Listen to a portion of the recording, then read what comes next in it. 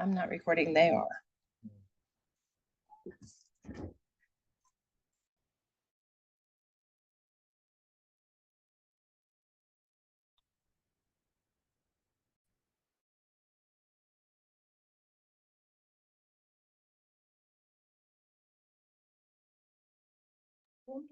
Good morning, Mike. I just wanted to thank you for hopping on and doing this for us. Yeah, no problem. We're about to get smacked by this hurricane, so I know, It's, I'm praying that it's not bad for you guys. Scary. yeah, we're waiting for this next advisory, so it's either going to be a little north of us or kind of right into us. So we're just kind of seeing what happens, but I'm happy to be on here, happy to help. Thank you so much. Mike, are you in Fort Myers or where are you? I'm in Naples. Oh, okay. Okay. Heather Kane and I, we own the KW Elevate Luxury Market Center in Naples. Okay. Awesome. So well, Joseph should be on soon. And then I think Jai is his cyberbacker that was gonna, I guess we need to make her co-host so that she could. Yeah. So as soon as we do that, then I can. How are y'all doing up there? It's been quite amazing seeing how many people are pouring into one another. Yeah. And they're like neighbor helping neighbor. So that's been the beauty of the whole thing. Yeah, I mean, it's unbelievably inspiring. Yeah. To watch Yeah, our it's community awesome. helping each other. It's unreal. Yeah, the problem here for us in our area is the infrastructure is just not designed to handle that much water. So it creates a system where, roads are collapsing everywhere and No, I get it. My Yeah. wife's from East Tennessee, Oh, so they didn't have what you guys had, but I get it, like the mountain roads and how they made those, and if it falls off into the river, like I don't even understand how you rebuild that. Yeah, I mean, it's just roads are gone. It's just bridges, culverts. and the mudslides. The mudslides are just crazy. Like it's just it's just hard to explain, but it's just that gravity with all that force and coming off these mountains and It's totally different from what we have here. Like tonight, we're worried about because it's going to hit. I think our weather. I mean, it's starting to get breezy. We've got several tornadoes that are spinning right now in our county, just because they spawn off of the hurricane. But our weather starts to deteriorate around 4. But the worst of it's going to be in the middle of the night, so it'll be a long night. well, praying all goes well for you guys. Yeah, I haven't looked at and it seems like every time I look, and I don't know what to believe if it's, what we see in the media and the weather, is different probably compared to what you've got down there. Yeah, we watch local media, not the national. They hype it up. I know they hype it up with what everything's sensationalized, right? Yeah.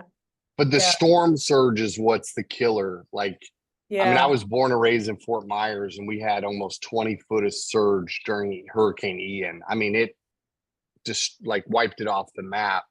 They just got flooded again during Hurricane Helene, and now we have this today. Like, it's unreal. Yeah, I've lived here my whole life. I've never seen anything like it, and I've seen 3 surges in the last 2 years. Let's see here. Hi, Joseph. Oh. How's everybody holding up? We're hanging in there. Yeah. Yeah. Sure. I just tagged Carrie in a Facebook post in the team leader page. There's the link, Google link that Kimberly Gary put on there from KW Wellness that has a list of really good resources. Awesome. There's a lot of coaches that specialize in transformational coaching that can deal with high stress, trauma situations as well, that they're willing to offer coaching calls for people pro bono. Oh, That's thank you. fantastic. That's amazing. Thank you for Yeah. doing that so much. All I did was tag. I wish I had anything other to contribute than that. So Hey, a tag is everything right now. I know, right? Everything. Can we turn the volume onto the TV? Yeah, where did Emma Kate go? Let's see where she went. It will be in my audio settings. So let's do this. Hey Blake, do you mind going and seeing if you see her? Because I really need her. And if you guys can go ahead and give me and Jai Co-host. co-hosts, yes, and that way we can help. And Jai will help with the behind the scenes in the event we have a lot of people.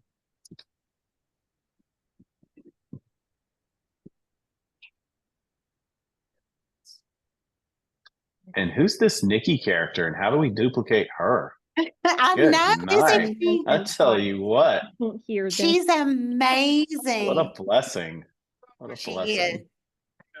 She's an incredible friend. So I got Yeah, that. that'll work. Okay. All righty. I'll let you know what she says though too, okay? Can mute her. Yeah. Can you make the sound go here? Joseph, did you get the co-host status? Is it working for both Looks of like you? it. Okay. Yes, looks like it. Yes, we're both good on there. All right, let me pull out.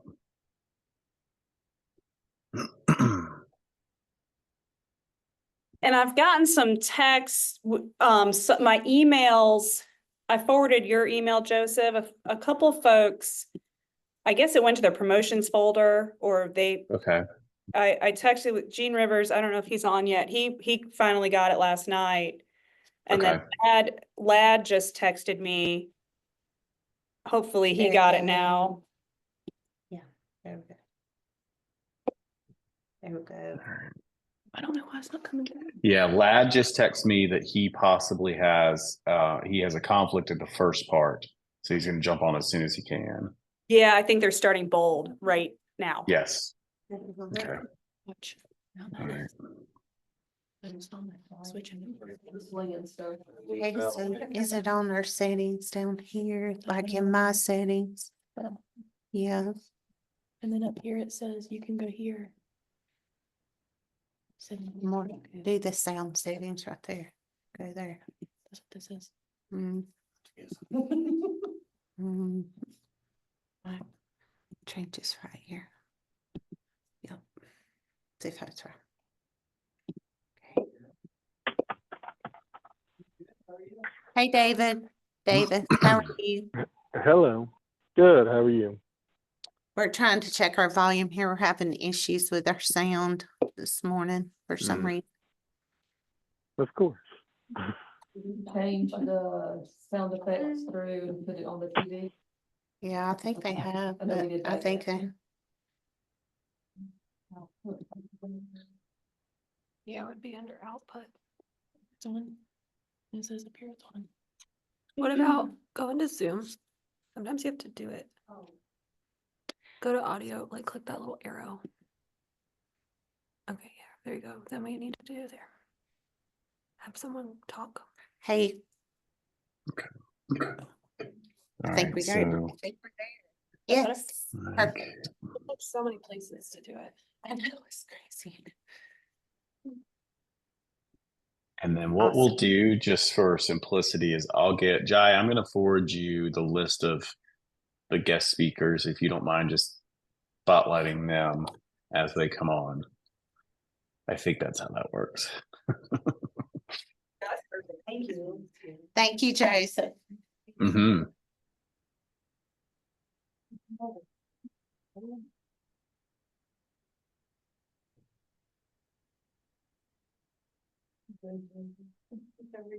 y'all find fish up there? There's food. Do we not eat? We always eat. We always eat. We always eat. We always eat. We plan meetings around food.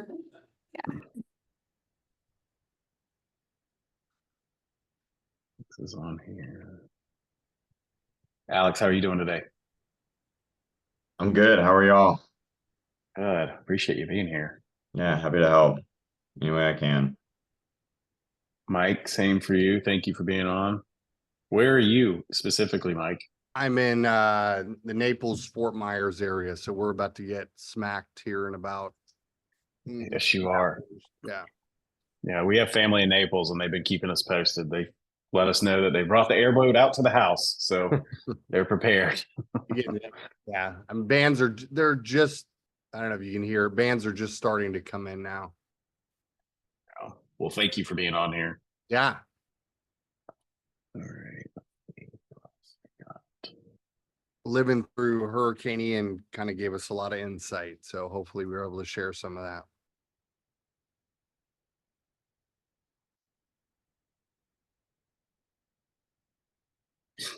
All right, let me see who all we've got. So Mike's on here, Alex. Trying to see if anyone else is on. Lindsay.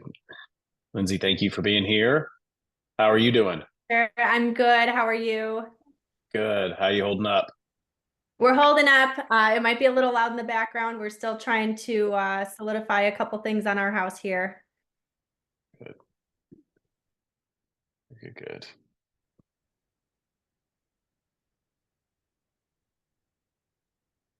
My, I don't need you guys to look at me.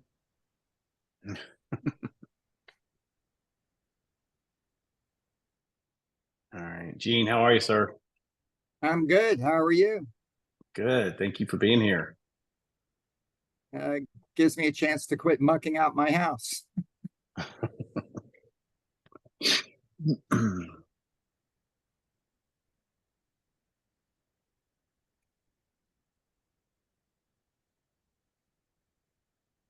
All right. I'm not seeing, we got a couple more minutes. I'm not seeing. So Kirk Lad would be late. I haven't, Nikki or Carrie, did you hear from Karina? Is she on? You want me to text Karina? Oh, what was my latest? She might have had a conflict with a meeting. I'm trying to find if it was a text or she was gonna hop on if she could. I think she was mixing up Central and Eastern time and had another something right now. Okay. Let me find Okay. All right. I'm going to switch locations really quickly and then we'll get started. Sorry, I was on mute.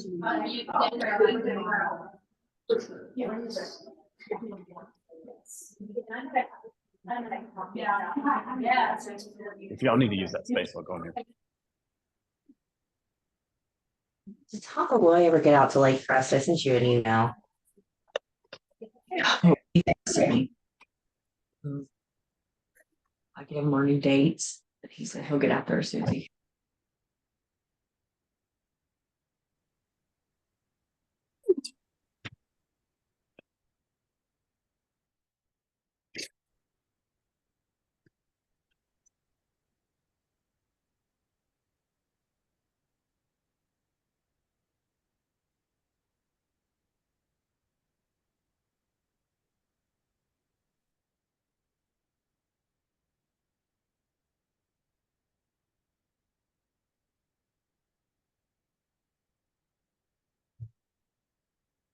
All right.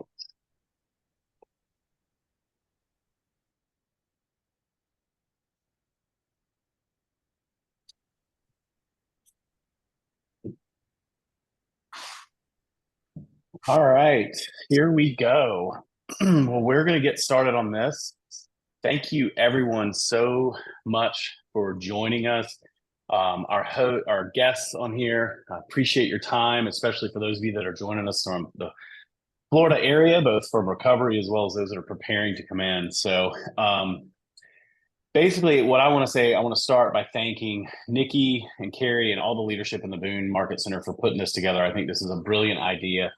The design of this is basically for everyone to have a resource of what to expect moving forward, as much as that can be prepared. So we're just going to open it up to questions for our guests today. We'll do a quick, I'm going to go basically who's on my screen, who you are, quick introduction, kind of where your expertise comes from this. And then we'll just go through the questions of what you've experienced and how we can help these agents prepare that have not been through this before, and kind of what to expect in the upcoming weeks, and then also how to help others that are about to go through this. So I will start my top right. Gene, Mr. Rivers, tell us who you are. My name is Gene Rivers. I'm in North Florida. I'm based in Tallahassee, but we have operations across North Florida. And my hurricane experience goes all the way back to Andrew, where I started my real estate career, and we were ground zero. Andrew hit Homestead, Florida, but that's inland, and we were on the coastline near Black Point Marina, dead center. So we lost everything, and we ended up relocating up to North Florida to have sanity and to collect ourselves. And we ended up staying there. But I'm now mucking out my house, which has been my beach house, which has been mine for 25 years, and that's been hit for the third time. So yeah, I've been addressing this quite a bit. All right. Sound good? All right, man. See you. Bye. All right. Thank you, Gene. All right, Alex. Yeah, my name is Alex Frank. I am in Houston, Texas. Been in the business for about 13 years. So my experience with this was Hurricane Harvey, which if those of y'all that went to Mega Relief, which was mega camp right after Harvey, but y'all came down to Houston, thank you. Unlike Gene, knock on wood, I have not lost a house or had to muck out a personal house, but we were running spent about 3.5 weeks running the relief center in Houston, running crews out. We mucked out probably about 150, 200 houses in the 3.5 weeks. So. All right, Lindsay, how about you?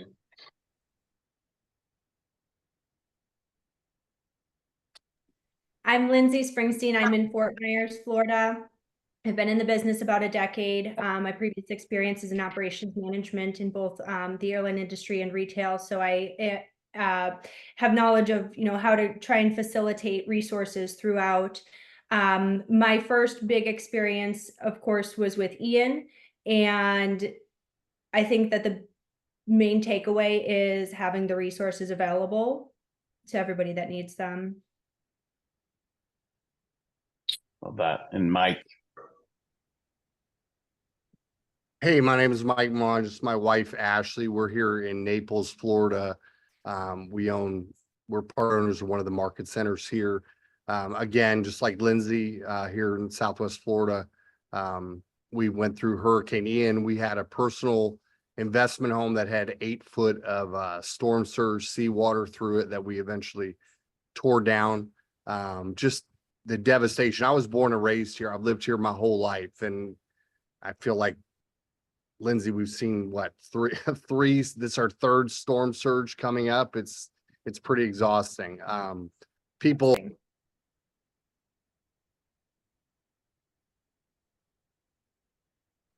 Oh, Mike, we lost you. We got you muted. Muted for some reason. Okay. I'd say maybe this is the first time you guys are going through some of this. This could be the third time we've gone through it in 2 years.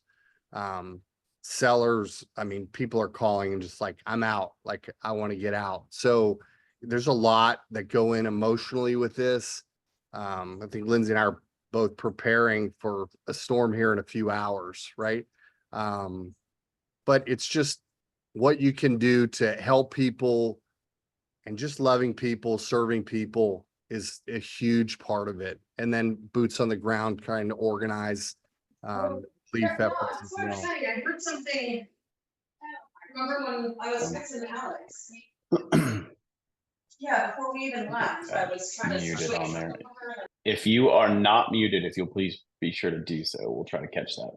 Well, Mike, thank you for that. And that's kind of the whole purpose of this is, and that's the first question we're going to go to for everyone is, for Western North Carolina, it's in the upstate and in a lot of the areas that were impacted with this. This is, we live on the coast. We went through Ian, had a lot of flooding. We had these things, and it doesn't minimize it because we live on the coast, but it's a different experience, right? I mean, and the water came in and stayed for a while, like it did in Houston. And so this is just a new event. So I guess the question we'll start with is, what can we expect? Like, what advice or what would you tell the associates on here to expect over the next 30, 60, 90 days for your market? Like, what should we prepare for?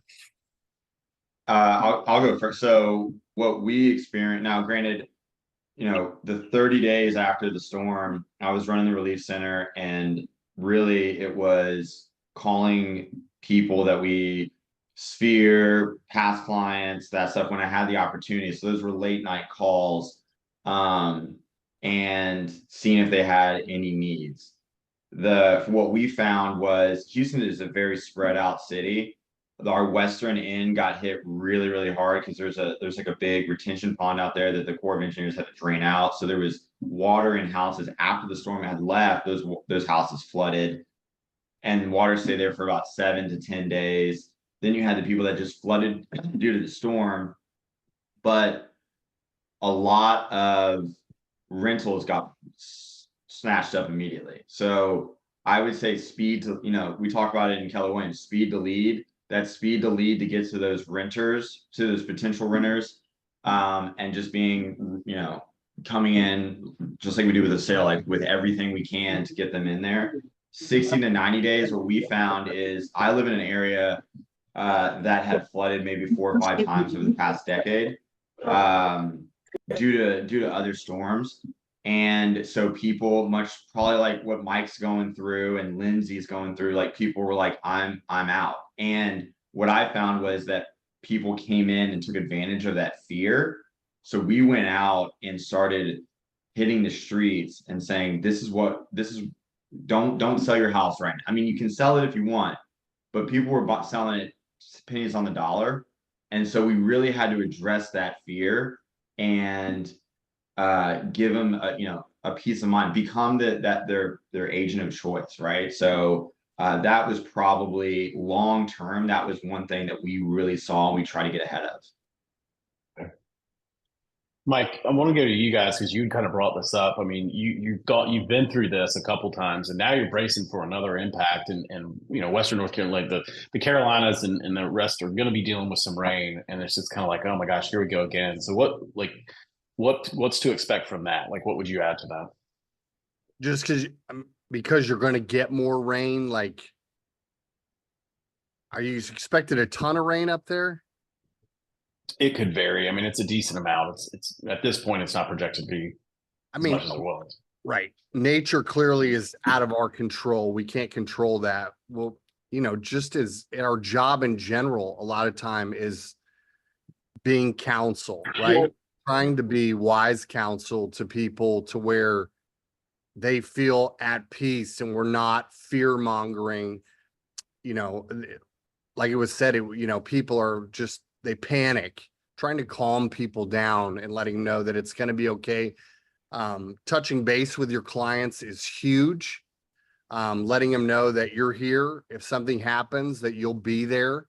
That's a huge thing. Just serving people in general, like really serving. And yeah, it's not fun, right? There's a lot of situations you're going to walk into that aren't fun, but when people know that you're there and that you generally care, not just because I may get business from it in the future, but be a good human first and go and serve the community and help people that can't clearly help themselves, and organize around that. But it's managing the emotion behind it.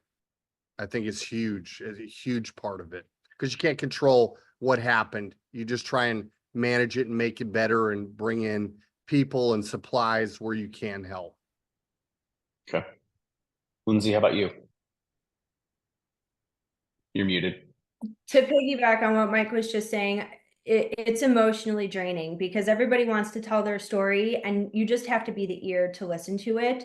Even though, you know, most of us went through similar things, they might not have somebody to get that off their chest and just kind of like, you know, sympathize with them or empathize with them. Where we found the most success was having solid vendors lined up because there were a lot of people coming in and taking advantage of, you know, the situation where they were unlicensed or they're pulling deposits for things that they have no intentions on doing. So we made sure that we were loud and clear of, you know, here's our trusted vendors, here's the list, you know, if you need anything not on this list, reach out. And I think that's a good way to kind of spearhead the care calls for those of you who are uncomfortable making them at this point, like not necessarily knowing what to say. Just come from a point of like, hey, I have resources. How can I help you? Love that. Gene, anything you want to add to that? Yeah, I think the starting point is we're talking to an audience that some people have a home that maybe with a generator, they can, you know, function out of that, but other people have homes that don't exist any longer, and there is no place to make a habitable situation. And I think the first thing is to face the reality of your own situation. You gotta get yourself in a situation where you can live day by day by day, and that might not be where you are. You might need to just get out. And you can actually be more of service to your past clients and sphere by getting somewhere where you can be on the phone steadily. You have internet, you can go collect FEMA maps, you can collect information from city, state, and county governments about what they're doing and what they're providing. And you can stay on top of things a lot better if you're in an environment that is habitable, where you can literally get your thoughts together, be cool, be warm, whatever you need to be. You got to take care of yourself first.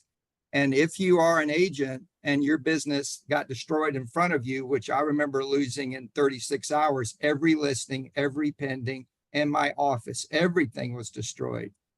You got to really look at your own resources financially. What kind of cash on hand do you have? What kind of credit do you have on your credit cards? You got to think about these hard things that you maybe weren't prepared to deal with. But if you run out of money and you run out of credit, you're going to have a real problem. So you ultimately are going to make one of three decisions. You're either going to be totally committed to staying and slogging through it, or you're going to be someone who, I'm going to stay here, but I'm going to need to move and work to earn money.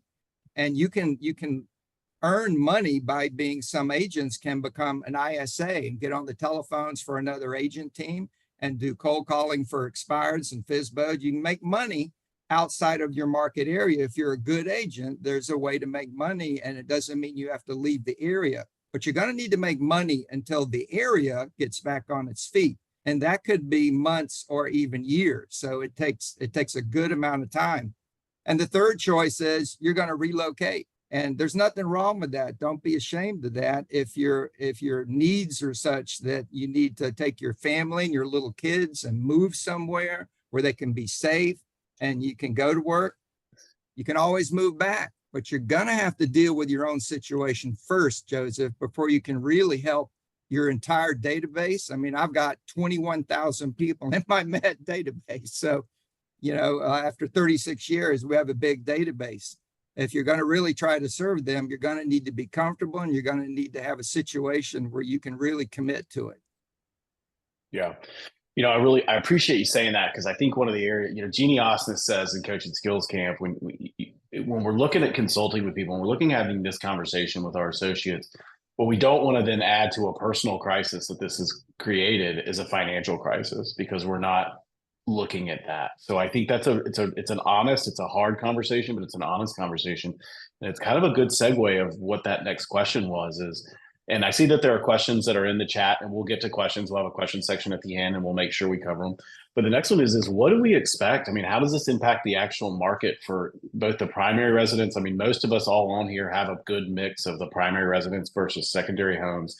What can we expect from a mentality as it relates to current buyers and sellers, and what that market will look like in the next, again, 30, 60, 90 days? And I'll go around the circle again. Lindsay. Start with you. So, prior to the storm, I worked with investors, as well as traditional sales. I think that with the storm happening, Ian, our investor business picked up significantly. And I was grateful for that because I know at least the people who are working with the investors that I'm working with aren't being ripped off. There's situations where I know of people who sold their home for next to nothing, just because they didn't know what to do. They didn't have any guidance in that scenario. But I'm a firm believer that, we live in paradise. People want to be here, and it's not going to change just because we have the hurricanes. We will continue to rebuild. People are still purchasing down here. They're relocating down here. The first few weeks after the storm, you have this influx of calls of people that are like, hey, I'm out, right?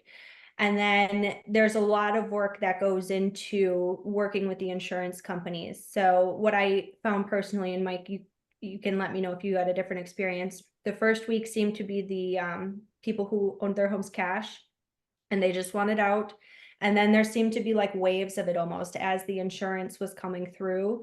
And they were getting things settled. There'd be another wave of like, okay, we're done. We've settled with insurance. We don't want to refinish anything. We're just going to move and sell the house. And then there was the wave of we've rebuilt the house and now we want to list it. That was my experience. Mike, anything you want to add to that? No, she pretty much nailed that, but it's pretty much the same experience we've had. It's just it's a wave. It's not just a wave of where she was saying where the transactions were, but a mental wave where people they finish and then they're checked out. But I think we're dealing with something unprecedented where we're a third time in 2 years. After the first one, and maybe in North Carolina, you say, when has this happened?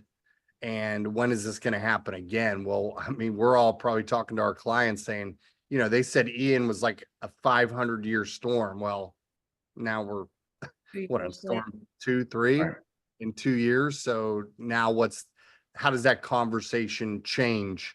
It's pretty, we're just going to have to navigate through it.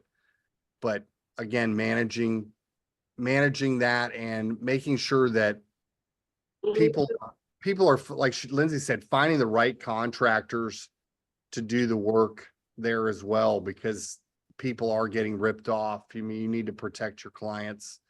But yeah, you just have to, you see a lot of different emotions. People that are going to have their houses flooded for a third time. I don't know what's going to happen.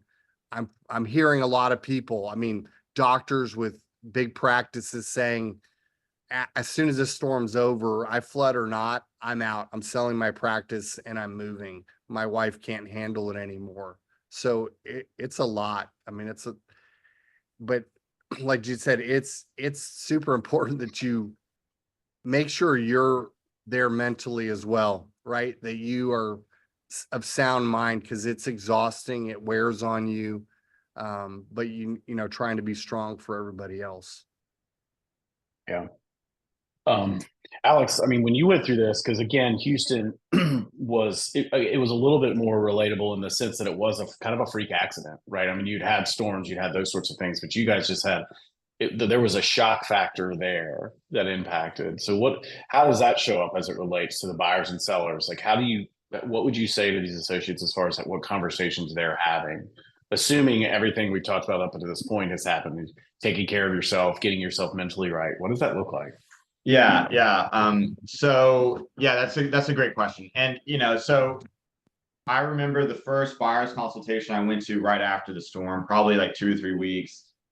And I was talking with my buyer, who's a friend of mine I've known for a long time. I said, hey, are you willing to take the risk if it only flooded in Harvey? Because remember, we flooded a couple times, but for different reasons, right? We had just tropical depressions that dump a lot of water on like tax day and the 4th of July, and then we have a hurricane. So it's not just like Mike and Lindsay are going through hurricane after hurricane after hurricane. We have different storms that could flood certain areas of town.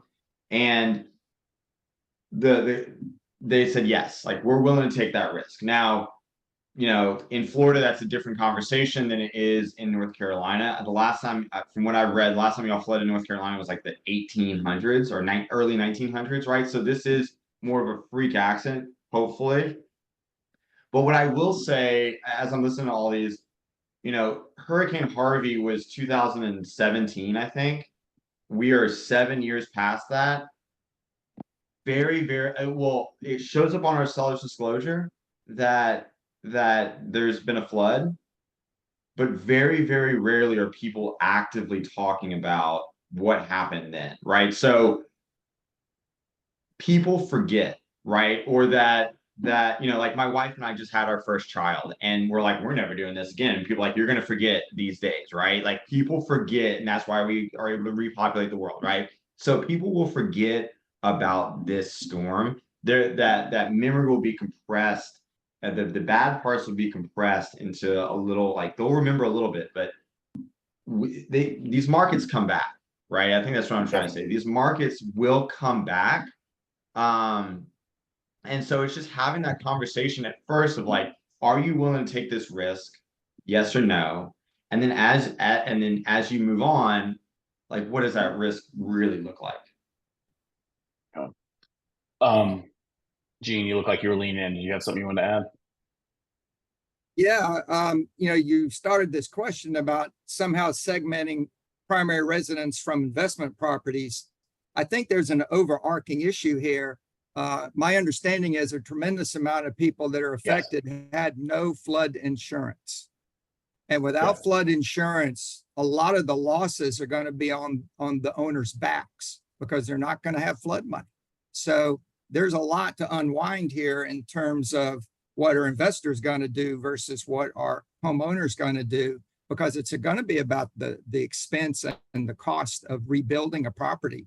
Or as Lindsay said, a lot of people were selling stuff cheap, but some people may not have an issue.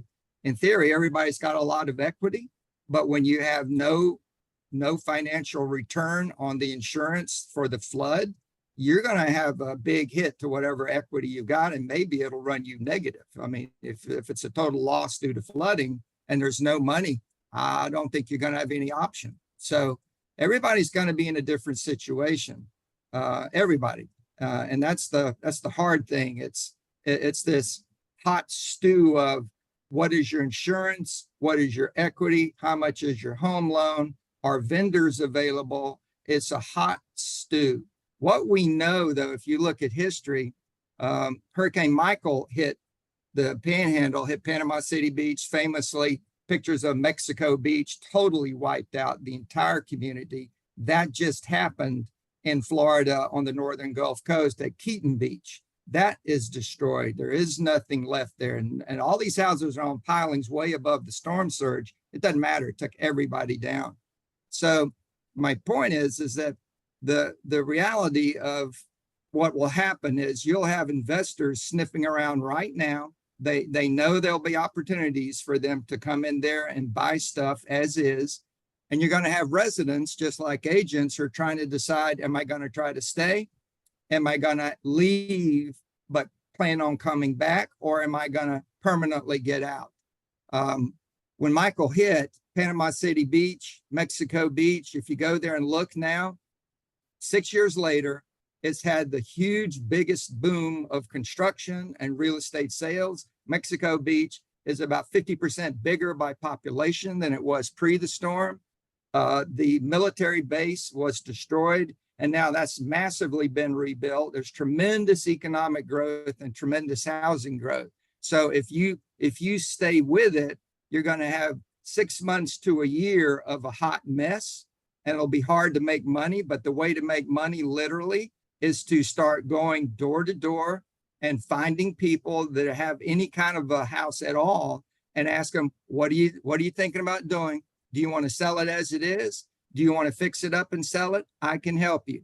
And Lindsay pointed to this, I think. She said, you better get a good vendor list, because there will be opportunities for you to literally take listings right away from the people who say, I'm done, I'm out of here. And that will be a listing. And I guarantee you there are going to be investors flooding into the area who intend to buy cheap and build back and flip. And they know that they'll make a lot of money doing that.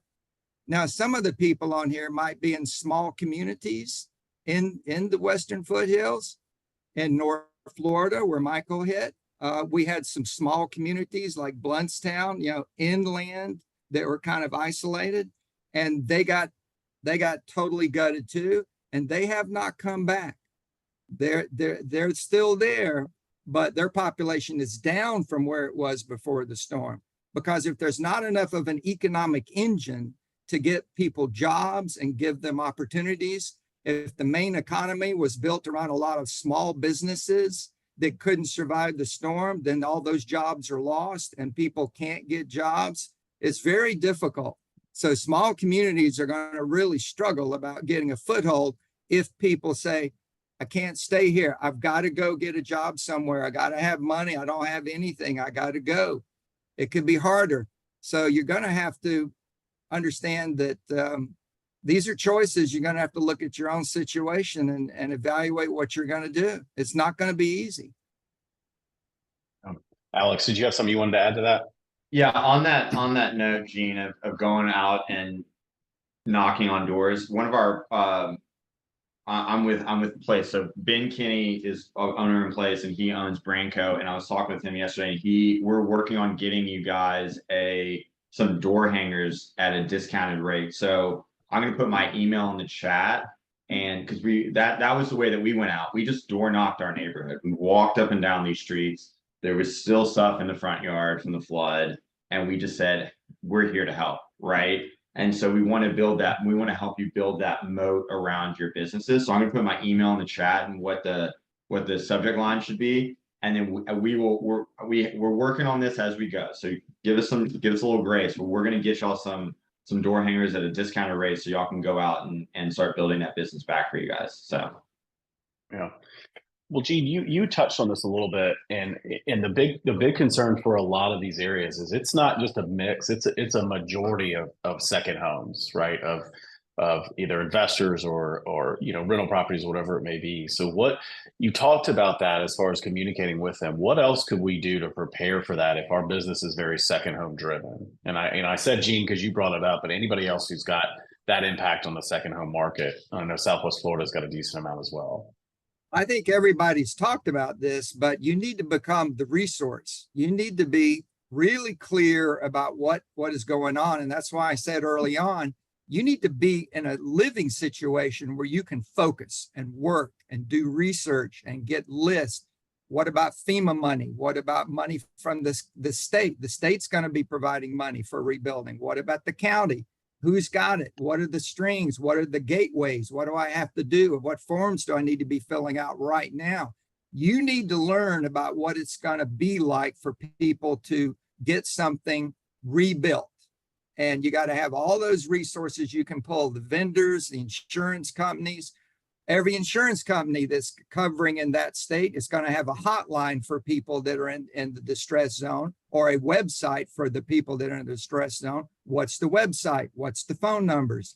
And you need to pull all this together. And when you call your people, this is your value. Are y'all okay? I'm so glad I got you on the phone. Tell me how bad it is. Well, I've got lists of websites. I've got lists of information. Here's a link I'm going to send to you. I've built a quick website. I've got a lot of different resources for you.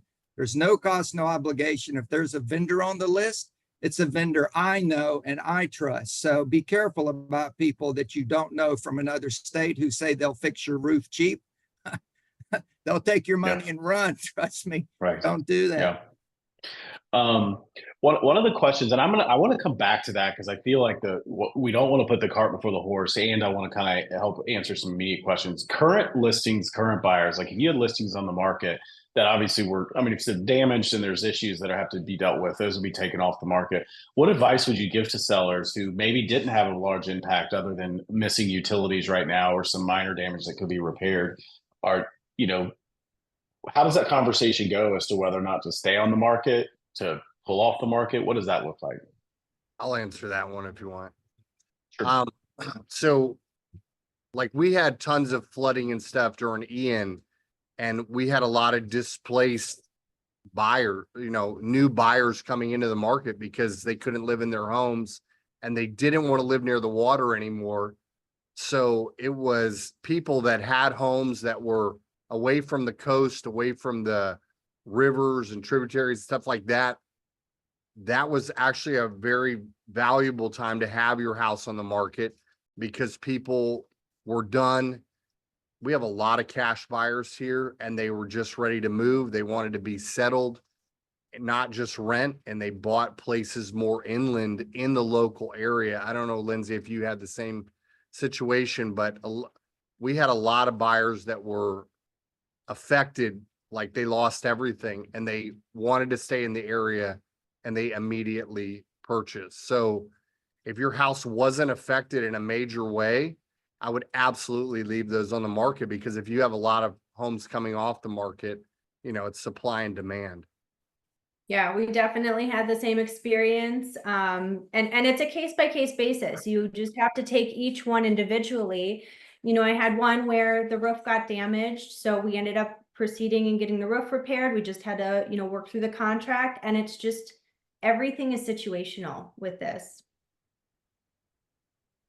What did you see as far as immediate impacts of pricing, values, anything like that? Did you see a chase to start dropping prices? What did that look like? It was like the wild, wild west. When it came to pricing right after the storm, we were all kind of like almost winging it. You have to get a good general contractor partner. Let me tell you that, because the GC can go in, they can tell you it's going to cost X amount of dollars to fix it. You kind of go off of like pre-storm pricing, and you just price it where you think at that point. Like, unless you're going to be paying for appraisals, which we did on a handful of them, there's no science to it after that kind of devastation. Okay. Yeah, I think it's important to understand that, just like, the market fundamentals haven't changed, right? The economics of buying a house have not fundamentally changed. A market is going to come about, right? So it's what a buyer and a seller are willing to pay. For Houston, I was kind of blessed in the sense that, like, the area that I focus in had been flooded a few times before Harvey, so I was able to kind of go back to those numbers, but we didn't really see that much of a dip unless they had flooded multiple times in the pricing. So like right after the hurricane, I think we did see a spike, and then it went back to pretty much normal levels because everybody had gone in, and the city like one of the areas that was really flooded really bad had passed some money to go redo their drainage system, a couple $2 billion in that. So we were able to like say, okay, yes, it happened, and here's how we're preparing for it in the future. And so those prices went right back. I think if you looked at the long-term trends, you see a spike and then it goes right back down to normal. Yeah, and our local board actually gave us a couple new classifications. So we had added land value, if it was something that just needed to be torn down and they were selling it at the value of the lot, or known damage to the MLS, in addition to like resale, new construction, that kind of category. We saw everything go up and go up pretty quickly after about a month. After a month, when you start to get roads in place, in order for action to really happen, you got to get water and power back in place and roads serviceable. When all that starts to take place, and it won't be finished for time, but when it starts to happen like that, that's when the investors start crawling in. That's when things can start to happen. And we saw them go up after about a month when most of the roads were kind of passable, major roads, and the water and the power was more or less available. And, gas stations had gas. This is literally a function of people getting to properties and looking at them. So then we started to see it happen. In fact, we bought a property, and pre-storm, we bought a property that we had to pay full price for it, that they were asking for it pre-storm. But once we finished fixing it up, it was worth 2.5 times what we paid for it. So prices went up, and in certain locations, they went up a lot over the next year or two. And if you look at that market now, it's still growing and booming. And that's 5 years later. So the dirty truth is, where you have a community like Asheville that has got enough horsepower as an economy that it's going to come back. It's going to be there. It's county seat. It's going to be rebuilt. That will start to take big momentum, and that momentum will ride for at least 5 to 10 years, and it will not back off. It doesn't matter what the economy does, doesn't matter what interest rates do. There will be its own environment of growth and opportunities that'll be driven. And I've seen this now in South Dade County with Andrew, and I've seen it in Panama City Beach, and I've seen it in Pensacola. It happens. Great points on all of those. One of the things that Gene, that you keep coming back to, and I want to make sure this kind of goes back to, like, we have the ability to overestimate what we can do in 1 year and underestimate in 5. And I think it's almost like right now we're doing that a little bit too much. So I want to get really granular in this last question before we open up the questions is this self-care thing. And we're going to send out, there are a lot of resources that actually MAPS Coaching has put together. And I think Gene said something earlier that is, don't be ashamed if you have to make certain decisions, right? There's nothing wrong with if you have to relocate. Well, even taking that on a smaller level, there's nothing wrong if you just need to reach out for help right now, because this is overwhelming. I mean, you guys are dealing with things that most people will never have to deal with. So there are resources that MAPS is providing through transformational coaching, which it's not a coaching like go make more calls. This is how do you deal with high stress, high intensity situations? And we'll get that out through your market center leadership. But I really want to get granular from you guys that have been through it. What's the first thing that we need to do? Gene, you talked about the 3 options that you have, committed, push through, sludge through it locally, commit it locally, as well as finding a way to make money that may be out of the area or having to relocate. But take it a step even before that. What are people need to be thinking about doing right now to take care of themselves and get their feet on the ground in order to prepare themselves for everything y'all just talked about? Well, I think dealing with this takes energy, and everybody said that. This is challenging, and when something is challenging, I wore this Charge the Storm Buffalo shirt for a reason. It takes energy. If you're going to dive into this with the intention of coming out on the backside prosperous, you're going to need to have energy, and energy is built around diet, exercise, and rest. And you're going to have plenty of exercise, so you don't need to worry about that. I assure you, you'll get plenty of that.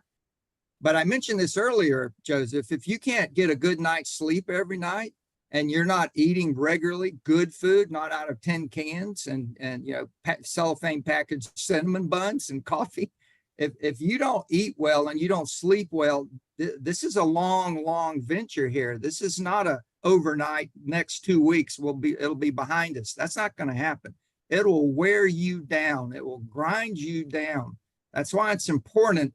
Even if you're going to stay local and you don't have a home, you're going to need to get one of those FEMA tents. I mean, a nice FEMA tent, and you're going to have a good bed to sleep on, a cot in there. You got to square yourself away to where you can keep your energy. And some people can have high energy with very little, but other people, if you have medical conditions or other issues, you're going to need to be fairly comfortable to have a good enough amount of energy. So I think, Joseph, that issue about getting comfortable enough where you can focus and have the energy to do the work is critical. Okay. Love that. Mike, you guys you lean forward on this discussion. I feel like you both are ready to chime in on this, and I want to hear it. We just got a tornado warning. Our phone maybe take shelter. Maybe that's why you're leaning in. No, I do want to comment on this though, because I think it's super important. I can remember feeling like those first few weeks, couple of months after, man, we were hitting the ground, we were running, it was adrenaline, we wanted to help, we wanted to do everything we could. Our house wasn't flooded, so I went through, me especially, because I think as a woman, you may do this more than men, maybe not, but this guilt, it was a horrible guilt feeling that I didn't lose everything, but everybody I was coming into contact did. So we would go on these listing appointments. We would hear the stories. We would cry at every single listing appointment. I would leave exhausted and just felt that overwhelming guilt of I'm okay and they are not, And so it was weeks and months of that. And then everybody in the other, all across the country at the very beginning, they're there with you, they're helping you, but they have their own lives and they go back to theirs and the news stops covering it and you are still dealing with it and you're still in the midst of it and you feel like you're alone sometimes. So I will say what everybody else has said, the mental health of yourself is so important because it's going to be those next few months. I think for me, it was maybe 4 to 6 months later, it hit me and you kind of go through a valley. You will. It's hard. It's sad. It's grief. It's loss. It's not only have you lost your home, but you have lost everything that is important to you in your community, especially if you have kids and those kids have lost things that they've grown up with and that are important to them. And now all of a sudden they're gone. You have to deal with all of that. So I will just piggyback off of all of that. Your mental health is so important. And yes, you need to help people, but you have to take care of yourself because it's a long road. Just like he said, it's not an overnight fix. We're 2 years into Ian and we're still not anywhere near done with just Ian. And now we've got this. So be prepared. It's a long haul. It's not over overnight. And you have to stay up to date on all the rules that changes and the insurance and everything. They'll come in, your government will come in and they'll make all these new rules and you have to know everything. So it's super exhausting, but you will get through it. I promise. Yeah. Or like, I know Lindsay experienced this with rezoning flood zones. You'll have places that were never historically flooded and they expanded the zones. So now all these people that weren't required to have flood insurance and all these things, now they have to have it. And now a lot of people here, they're on a fixed budget if they retired or whatever. And now they literally can't afford to live in the home they're in and they have to move under those circumstances. So it's a lot of juggling and it's wearing and it's taxing. And when you guys see, clearly all of us have been through it. When you see an area that is affected, try and support, not just in the beginning, pay it back, pay it forward, go out there and try and make a difference after a month, after 2 months, checking in on people because it means a lot. Thank you. Lindsay, Alex, anything you want to add to that? Yeah, so you get so caught up in the day-to-day of like helping everybody because that's where all of our hearts are, that it's very, very easy to lose sight of your own self-care. So after Ian, my team developed, you have 1 day, you're not doing anything hurricane related for anybody else. Go spend time with your family, do your own chores, do what you have to do. And I think that was super helpful because you know that your team's got your back in helping you. And even if you're an individual agent, find another group of agents to partner with. If somebody calls you on your, day off, just say, hey, I'm, got appointments today or whatever you want to tell them, but say, here's Mike, he can help you with that and make that connection because being the resource doesn't always mean that you have to personally do it. Yeah. Great point, Alex. Can I say something about the business? Yes. Assuming you get yourself squared away where you're going to dive into this, you're going to charge the storm. Understand that your marketplace is a totally different market. It's not the same market. It's not the same products. You're going to need different tools. So this is classically the time of the year, Joseph, where we do business planning. And you got to understand that's what you got to do is you got to create a whole new business plan. Is how am I going to make money in this market? Some of you have never done door knocking. We just talked about this. You're going to need to go door to door and find people that want to just get out. Just get out. If you're not willing to do the hard work to go find those people, you're going to miss a lot of the opportunities because they're literally there. People that are up there putting a tarp on their roof. You need to be talking to those people. You need to be talking to the vendors that are active, that are getting phone calls from people. I want to fix my roof so I can sell it. Vendors are going to help steer your business. So you better think about your lead generation sources. You better think about your income per sale. if things are basically destroyed, you're going to be selling a lot of stuff at lot value or just over lot value. Even if they're inflated, you're still not going to be the same amount of money you were making per sale. So you got to really think about your business plan, Joseph, and get organized with the systems, the tools, and the people necessary for you to succeed. Okay. Anything that we haven't covered? Any last parts of that you guys would say? And we've got a couple minutes if you want to put questions in the chat. There've been a lot of information put in the chat, so take a look at that as far as resources. But any questions, either raise your hand or put it in the chat. But while that's happening, any last bits of advice that you guys want to add? I think two pieces of advice that help me is, and Gary says it, right? Build a moat around your business, right? So figure out how to beat that moat where everybody comes to you first. That's gonna get you through this. And then secondly, all these other people have been saying, like, it's okay, it's tough.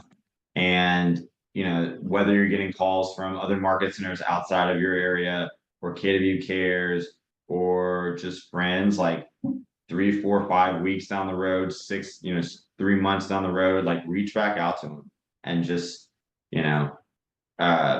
they're there to help. And it's not done next week. It's not done in a month. Like, y'all are in it for the long haul.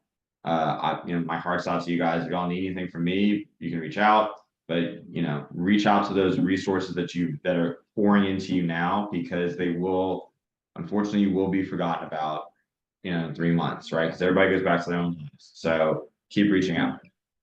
Okay. Question for Professor Rivers. Can you hear me? Can you hear us? Okay. Yes, go ahead.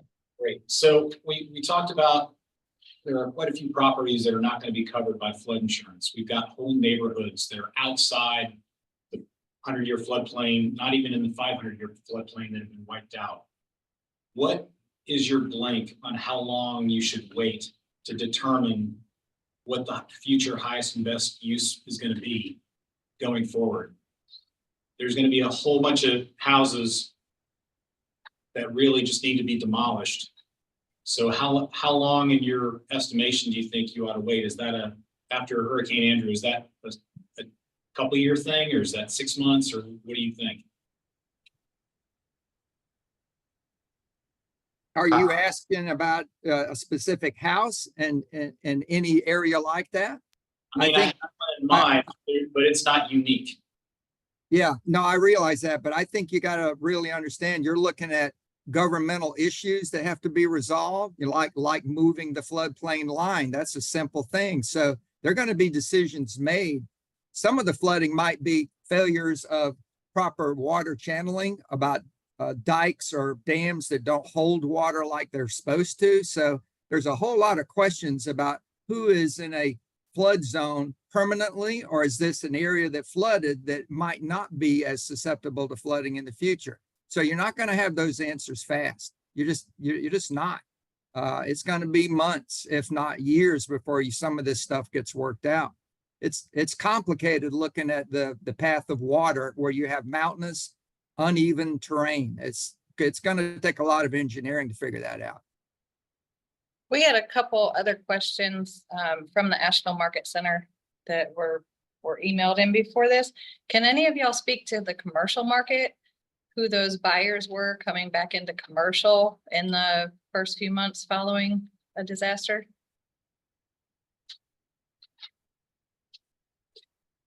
About commercial? Absolutely. I own a lot of commercial real estate. And after Michael destroyed Panama City, I bought an office building that was destroyed and rebuilt the building there, because what's going to happen is there are businesses that need office space. And if you have a commercial property, just like we were saying, the prices of homes went up because people needed a place to rent or buy, and there weren't enough houses available for the demand that was there. The same thing's going to probably happen with commercial. So commercial that can be salvaged, I think there's going to be big opportunities for that. And it won't be so much the big buildings. There'll be a different market, but it'll be the small business owner kind of building, 3,000 feet, 5,000 feet, 10,000 feet, those kind of buildings. I'll bet you anything there'll be a market for those. Okay. And then can any of you speak to the short-term rental market? Here in the mountains, we have a ton of short-term properties that are in the immediate future, it looks like being used to house displaced families. But how long was it before your vacation renters came back?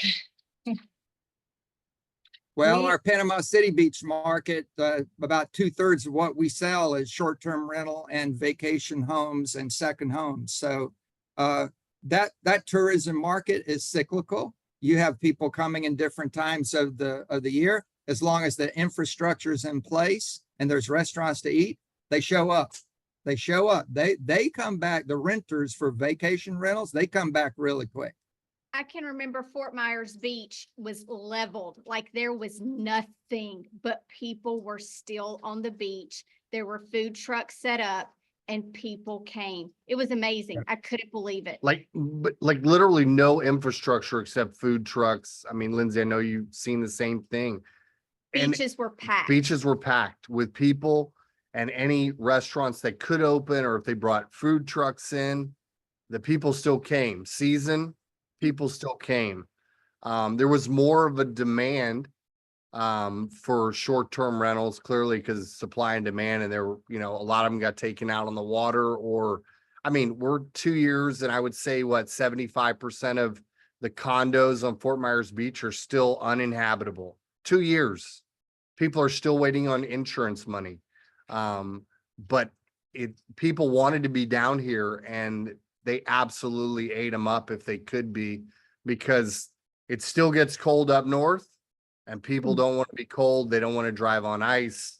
They want to come to sunny Southwest Florida. So there's no hurricanes in the winter. Thank I you. think the things about our areas where we're so tourist driven, people made memories here. So they have those connections. And there were people in the Facebook groups like, hey, when can I come down? How can I help? I have a camper. Where can I park? What can I do? Right. And those are the things where it's like, let them come, encourage the tourism, because otherwise it's not going to come back. So when you have people in those Facebook groups that are like, oh no, stay away, it's like, no, we need you. Otherwise we can't reopen. That's a really great point. We have one other question here. So these are kind of interrelated questions, but first, FEMA just came out and said that they're effectively out of money for their budget for this year. They've already run through their $20 billion budget. So can we expect that for insurance purposes that flood maps will take longer? And then could they also speak to the insurance companies like the Geico's of the world and how that they're going to handle this in the next couple of months for transactions if they haven't been able to redraw flood plans? Because this was a 2,000-year flood, so it's a little different as far as drawing than what you guys probably experienced. I can speak to the FEMA stuff. So my dad's a 30-year civil engineering business, and he deals with MUDs, which is municipal utility districts, designs drainage systems for new construction and all that stuff. So he deals with FEMA a lot. Our Harvey was about 1,000 or 10,000 year flood, right? So so our maps still haven't been redrawn. They keep saying they're going to do it, and then they haven't. And then they're going to do it. They slowly have been released. I don't think it has anything to do with their funding.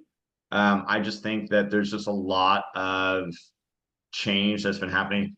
The fact that like Gene or Mike said that they've already redrawn their maps is actually pretty shocking to me. I wish they would have redrawn our maps quicker, because I know that there are people that their houses are now in the flood, not the flood plain, but in the floodway, which is the riverway, right? But the maps just haven't come out yet. And so those houses are essentially uninhabitable. And FEMA buys those houses up and then turns those into whatever they're going to turn them into, typically green space. But so for you guys, I think from my experience, it is going to take a couple of years to do it. And the consumer doesn't understand that. So it's educating that consumer. There's for us, it was just a couple houses that are going to be destroyed. So there's not a lot of change that we've seen, but yeah. Did that lead to additional disclosures for properties in those areas? No, because we don't, we're 7 years on and FEMA still says they're going to do it. And really the only reason why I know that is because my dad is one of the people that's helping build those maps, right? He's submitted to FEMA numerous times. So I know it, the company that he works for knows it, but there's not really any additional disclosures because it's just a future issue. It would be like saying the roof could fail in the future. It's the same thing, right? So we don't know where those lines are going to be drawn yet. So there's no additional disclosures, even though some houses flooded that they had never flooded in like 60 years. All right, so there's a couple things in the chat that I want to address. I am going to share in the chat. I put the link to the Google Drive from KW Wellness. This is for everyone to go to. This is going to have resources for each individual state as it relates to. Again, a lot of this can be through wellness, so how you're taking care of yourselves, and it's support that can be offered pro bono and things that you need from an agent standpoint. So take a look at that. If you have any questions, definitely reach out to your market center leadership. A couple of questions that were in and comments that were in the chat box. There was another question on pricing, and we talked about as far as homes that were not damaged. Obviously, those prices have the opportunity actually to go up, and then the market's going to drive that. So there's really no difference in what the pricing is going to look like as you would do before. As far as homes that do have damage in them that people want to go ahead and put in on the market to sell, any advice that you'd give on that, on how they would price or what to look at? And I'll go to Gene, you on that one, or just from an experience standpoint. Well, I can tell you this, the market always knows better than any of us. The market has its own mind and it knows better than any of us. So a house that's damaged that goes on the market, if the demand is going to be strong, you're going to get offers as is, and it'll be cash offers, and they'll deal with it. You literally could have a scenario, Joseph, if there's enough homes that aren't damaged that hit the market, once the infrastructure is in, meaning roads and electric and water, once that's in place, you could be back to multiple offers on properties and selling for well over list price. So in a market like that, you can't be so concerned about the list price. You got to make an educated guess. But if there's high demand, you're going to be back in multiple offers, and the market will show you what it's actually worth. So trying to forecast that ahead of time, you said the right thing, Joseph. Price it the best you can, add a little bit for the future, and the market's going to tell you, was that the right price or were you too cheap? They'll show you. Yeah. Okay. And then there was also a question or comment in there as far as resources to go to for people that are in your database as it relates to had bad flooding damage and how you can support them. I'm going to pull you back to your market center leadership on that now, because that is going to be specific to your micro markets, and then understand that from a regional standpoint, a KBR standpoint, or KB Care standpoint, we're going to be giving as much information on that that it goes through there. Let's see. Any other questions that we had? There were no other questions in there. Last one, any issues as far as moving forward in the immediate future with getting insurance, homeowners getting insurance? Obviously, if there's a storm that's within the grid, that's an issue. But did you see an issue with, underwriters or any underwriting issues moving forward because of the storm? After Ian, we had a lot of carriers that ended up pulling out. So there was definitely challenges with it, but there were still policies that were being written. I think it was just more navigating that challenge of not as many options. Okay. Awesome. I think for you guys, y'all probably won't have, I don't know, right? But Florida just continuously gets hit. So if this is a 1,000-year storm, insurance companies are pulling out a lot, but we had no problem. We had very little problems with that in Houston. So, again, it's just, time will tell in that situation. Yeah. Awesome. Well, first of all, Ashley, Mike, Gene, Lindsay, thank you so much for braving on here as you're waiting for the next storm to come in. Alex, thank you so much for your time and experience as well and being here. We're praying for you guys that you'll have minimal damage, anything that you need there. As far as everyone else that's joined us, I know that the intention is for this to be a regular occurrence. We're not sure on the timing of it. We'll get that communicated back out just so we can have continued conversations of what to expect. Because, as we all said, this is not just a one-time event that's not going to have lasting effect. So we want to do whatever we can to support everyone. So thank you guys so much for your time and the knowledge you've brought to this. This has been a blessing to everyone on here. So thank you so much. Good luck, guys. Good luck. Thanks, everybody. Sending lots of prayers, guys. Thank you.